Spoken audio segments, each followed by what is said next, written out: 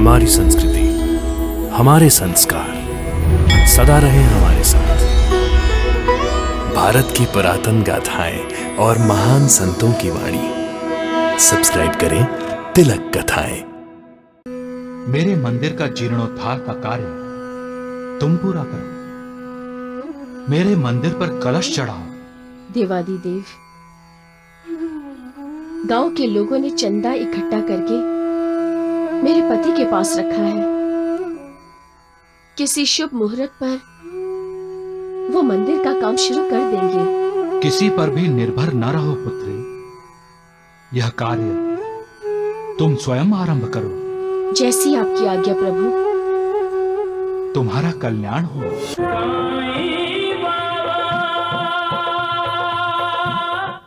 एक दिन सुनीति को सपने में महादेव शिवशंकर का साक्षात्कार हुआ।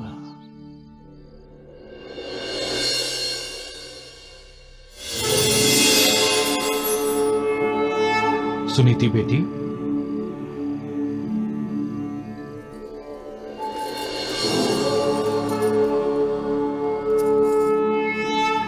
प्रणाम देवाधिदेव। कल्याणमस्तु।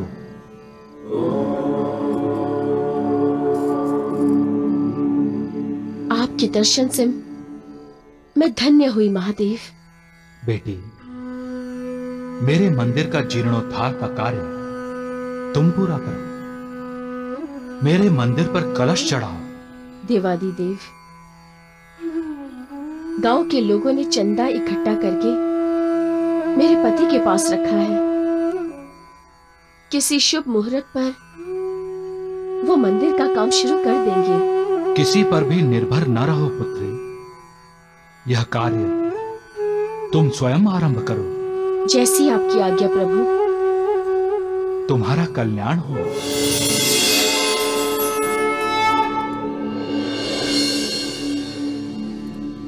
शंभू महादेव, शंभू महादेव। क्या हुआ? हाँ? क्यों चिल्लाई तुम? दुखी आई? कौन शंभू महादेव?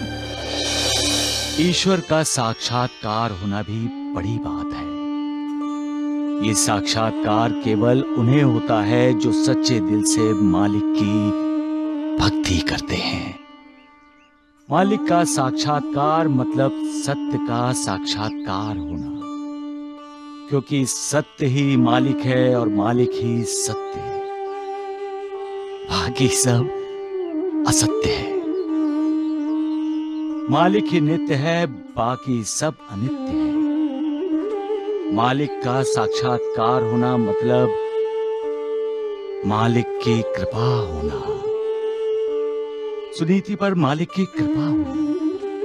साक्षात शिव जी ने उसे मंदिर का जीर्णोद्धार करने को कहा, जिस पर गोवर्धन को विश्वास ही नहीं हो रहा था। झूठ है ये सुनीति, ये नहीं हो सकता, नहीं हो सकता। भला मुझे झूठ बोलने की क्या जरूरत है? अरे वहम हुआ होगा तुम्हें। वहम कैसे होगा? भगवान शिव मेरे सपने में आए और उन्होंने मुझे आज्ञा दी कि मंदिर का जीर्णोद्धार करो, और मैं भगवान की आज्ञा का पालन करूंगी। आप गांव वालों का इकट्ठा किया हुआ चंदा मुझे दे दीजिए। अच्छा अच्छा, तो उस चंदे पर नजर है तुम्हारी। कोई ना कोई बहाना बनाकर तुम वो चंदा मुझसे हड़प लेना चाहती हो।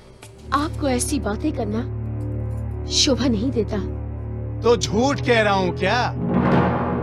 अरे साक्षात्कार तुम्हें ही होना था। वो तो जानते ही होंगे कि जमा किया हुआ चंदा मेरे पास है। वो मुझसे कह सकते थे, तुम्हें कहने की क्या जरूरत? आप मुझे बातों में मत उलझाइए। और तुम मुझे सपने में मत उलझाओ। और सत्य ये है कि तुम्हारा देखा हुआ सपना अच्छा नहीं है, क्योंकि आज तक जो नहीं हुआ अब होने लगा है। हम पति पत्नी के बीच आज तक कभी विवाद नहीं हुआ, लेकिन अब हो रहा है। तुम्हारा ये सपना हमारे आपसी संबंध बिगाड़ देगा। वैसे भी भगवान को पैसे की क्या जरूरत है, वो तो भक्ति के प्यासे हैं। भक्ति करो, भगवान खुश। भगवान खुश तो मंदिर का जीर्णोद्धार अपने आप हो जाएगा। तुम्हें चिंता करने की जरूरत नहीं है। जाओ, तुम अपना चूल्हा चक्की देखो, जाओ। भला टली, हजारों का चंदा है, कैसे दे दूं? वैसे भी सुनीति में अक्ल की बड़ी कमी है। इतने बरस हो गए हमारी शादी को, इसे अभी तक ये पता नहीं चला कि पैसे मेरे प्राण हैं। चली आई मेरे प्राण मांगने, पागल कहीं की।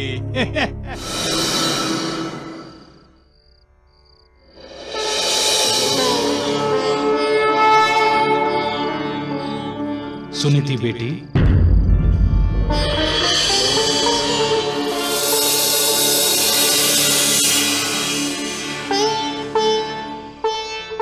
प्रणाम देवाधिदेव। कल्याणमस्तु।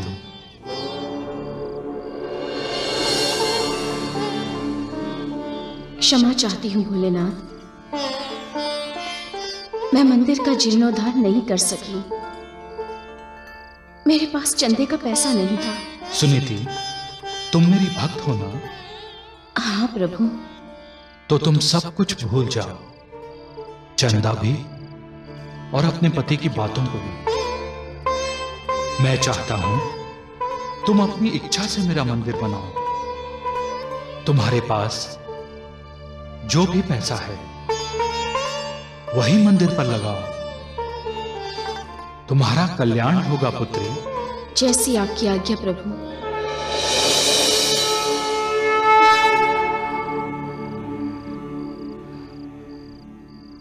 मेरा पैसा? मेरे पास कहां से आएगा पैसा?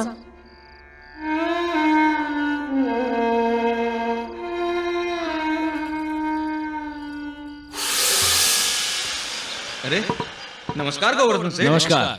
आपके घर से ही आ रहा हूँ। मेरे घर से? मेरे घर में आपको क्या काम था? भाभी जी ने बुलाया था मुझे। सुनीति ने? किस लिए?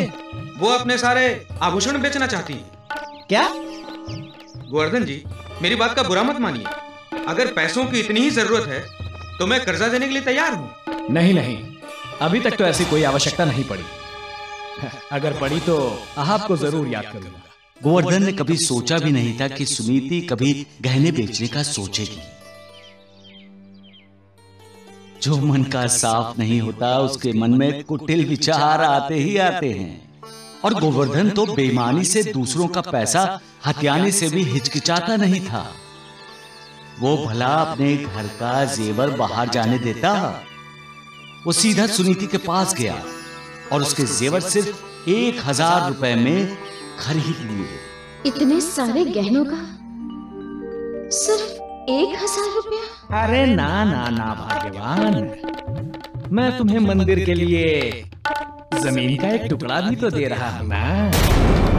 वो हमारी जमीन के साथ वाली जमीन है ना, तुम उस पर मंदिर बनवा लो। पर वो जमीन तो दुबकी की जमीन है ना? अरे ना भाग्यवान, वो दुबकी की थी। अब वो मेरी जमीन है। लेकिन वो जमीन बंजर है। अरे तुम्हें खेती करनी है क्या? मंदिर ही बनवाना है ना? मंदिर के लिए ठीक है वो। गोवर्धन ने अपनी पत्नी के साथ विश्वासघात किया। जो भगवान को धोखा दे सकता है वो सबको धोखा दे सकता है। लेकिन सुनीति सच्चे दिल से भक्ति से शिव जी का मंदिर बनवाना चाहती थी। उसने वो जमीन मंदिर के पुजारी को दान कर दी।